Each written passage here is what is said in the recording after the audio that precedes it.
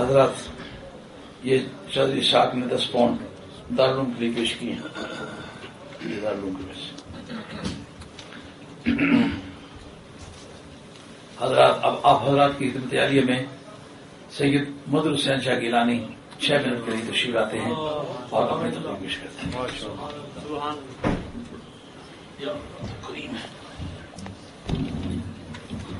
نحمده ونصلي ونسلم على رسوله الكريم وعلى آله وأصحابه أجمعين. أما بعد فأعوذ بالله من الشيطان الرجيم. بسم الله الرحمن الرحيم. لقد من الله على المؤمنين إذ بعث فيهم رسولا صدق الله مولانا العظيم وبلغنا رسوله النبي الكريم ونحن على ذلك من الشاهدين والشاكرين والحمد لله رب العالمين. الصلاة والسلام عليك يا سيدي يا رسول الله وعلى آلك وصحبه يا حبيب الله. الصلاة والسلام عليك يا سيدي يا رسول الله وعلى آلك وصحبه يا حبيب الله. الصلاة والسلام عليك يا سيدي يا رسول الله وعلى آلك وصحبه يا حبيب الله. صدر گرامی قدر حضور فقر اسلام متعزز مولالی، دیگر سادات اطہار، معزز علماء کرام، حاضرین عزیز کرام عزیز احتشام، میں آج آپ کی خدمت میں یہ بات عرض کرنا چاہوں گا کہ جیسا کہ آپ سبھی حضرات کو معلوم ہے انشاءاللہ عزیز 8 مئی کو ہمارا جو عظیم الشان جلسہ و جلوس سلسلہ عید میلاد النبی صلی اللہ علیہ وسلم منعقد ہو رہا ہے. اس سلسلے میں ہمارے تعلیم کے کچھ طلباء آس پاس کی مساجد میں گئے جہاں پر انہوں نے میلاد شریف کے لیفلیٹ تقسیم کیے. تو ان ساتھیوں کو جو بدعقیدہ لوگ تھے ان لوگوں نے جو بات کہی وہ میں آپ کو سنانا چاہتا ہوں. وہ یہ کہ ہمارے نوجوان ساتھی جب ان کے دروازوں پر کھڑے ہو کر میلاد شریف کے پوسٹر تقسیم کر رہے تھے، لیفلیٹ تقسیم کر رہے تھے، تو وہ لوگ آگے سے میلاد کی مخالفت یا اس کے بدعت یا شرک کے فتوے لگانے کے بجائے آج ایک وہ نئی بات کر رہے تھے. وہ کیا؟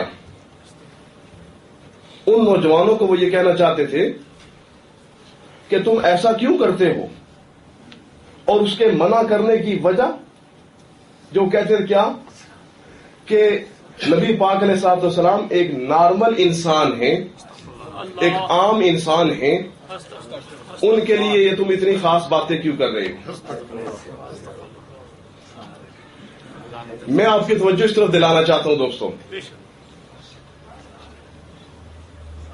انہوں نے یہ بات کر کے اپنا پتہ تو بتا دیا، لیکن اس میں ہمارے لیے ایک خوشی اور ایک مسرت کا موقع بھی ہے. وہ کیا کہ مخالفین کے ذہن میں اس وقت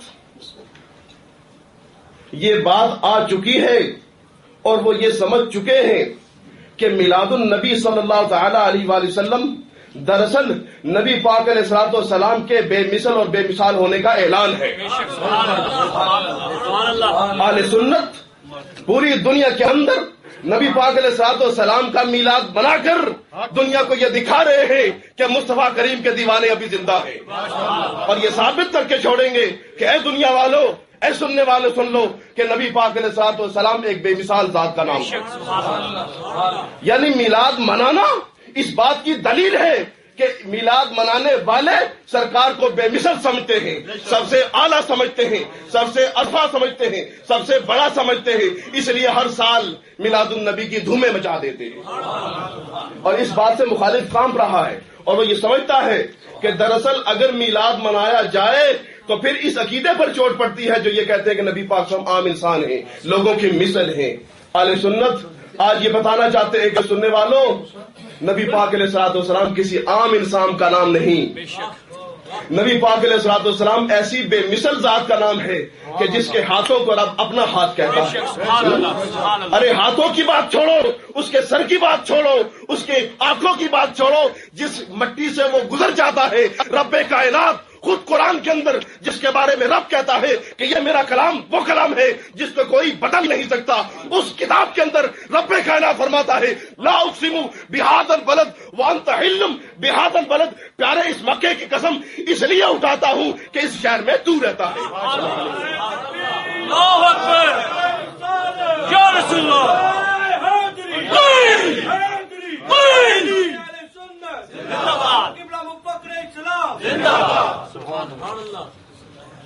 سلام حضرات، یہ حاجی شبیر احمد صاحب قادری نے 200 پاؤنڈ میلاد شریف کے پیش کیے ہیں۔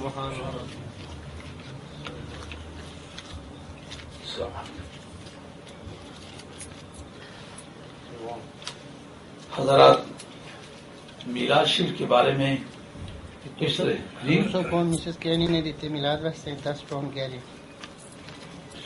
یہ مسز کینی صاحبہ نے پہلے بھی کچھ میلاد شریف دیے ہوئے ہیں۔ کتنے؟ 100 پاؤنڈ 100 پاؤنڈ۔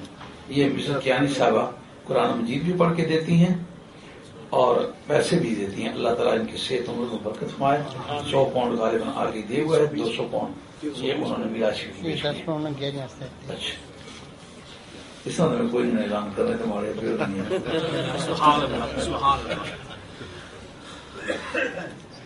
کیوں بھائی؟ دوست کہتے تھے اتنا سپیڈ بہت نرم ہے۔ اس گزشتہ جمعے تک 22,600 پاؤنڈ ہوا تھا۔ یہ اس کے بعد کے پیسے پتہ نہیں اب شمار کیے ہیں 22,700 22,600 پاؤنڈ تو جمعے تک ہوا ہے نا، اس کے بعد ہم نے یہ پیسے دیے ہیں۔ اس سفر پہ گیا ہوں، جو دوستوں نے اور ہماری مرید بیٹنیوں نے دیے ہیں وہ پیسے پیش کیے ہیں۔ اب بھی آپ جو چل رہے ہیں وہ دیکھ رہے ہیں، اللہ کا شکر ہے۔ میں عرض کر رہا تھا کہ میلاد رسول صلی اللہ علیہ وسلم کے بارے میں یہ سمجھنا کہ وہ ایک ہمارے جیسے انسان ہیں، یہ تمہارا جملہ بڑا مومل قسم کا جملہ ہے، اس لیے کہ اگر ہمارے جیسے انسان کا برتھ ڈے نہ منایا جاتا ہو پھر تو اس کو دلیل کے طور پر لایا جا سکتا ہے، لیکن اگر تم اپنے ایسے لولے لنگڑے بچوں کا برتھ ڈے مناتے ہو تو عام انسان جیسا کہنے سے بھی تو یہ فائدہ نہیں پہنچتا کہ میلاد بھی نہیں منانا چاہیے۔ نہیں، جن کے وہ امام ہیں ان میں سے 2 کا ذکر کرتا ہوں۔ السلام علیہ یوم ولدت وَيَوْمَ أَمُوتُ وَيَوْمَ أُبْعَثُ حَيًّا۔ حضرت عیسیٰ علیہ السلام کو ریفر کیا پروردگار عالم نے کہ وہ کہتے ہیں مجھ پر سلام ہو جس دن کہ میں پیدا ہوا، اس دن مجھ پر سلام ہو جس دن دنیا سے جاؤں گا، اس دن مجھ پر سلام ہو جب میں اٹھایا جاؤں گا۔ یہ بات تو آپ نے مشہور سنی ہوئی ہے، آپ سنی کہ اس میں کیا کہنا چاہتا ہے؟ وہ بات کہنا چاہتا ہوں جو نہیں سنی ہوگی۔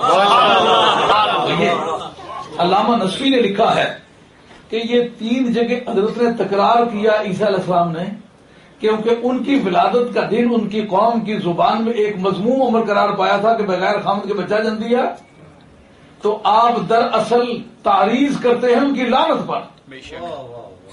کہاں منکرو، میرے میلاد کے منکرو تم پر لعنت ہو، یہ تعریض ہے۔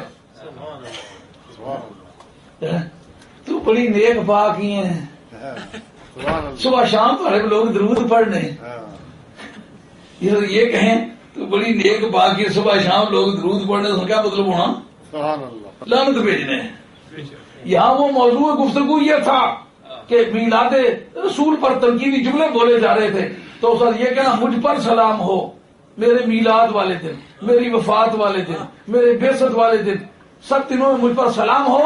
علامہ نصفی نے لکھا کہ اس میں تعریض ہے ان پر لعنت کی، یہ نبی پر سلام ان پر لعنت۔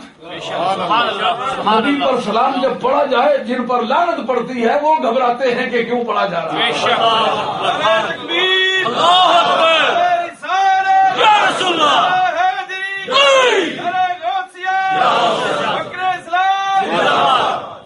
مدنی صاحب کو حوالہ جات وغیرہ دیکھنے کا بڑا شوق ہوتا ہے، آپ کو ہمارا غیر شیخ مجلس کے بعد دکھائیں گے، اور حوالہ پہلے کا لگا ہوا ہوگا، آپ نہیں دکھائیں۔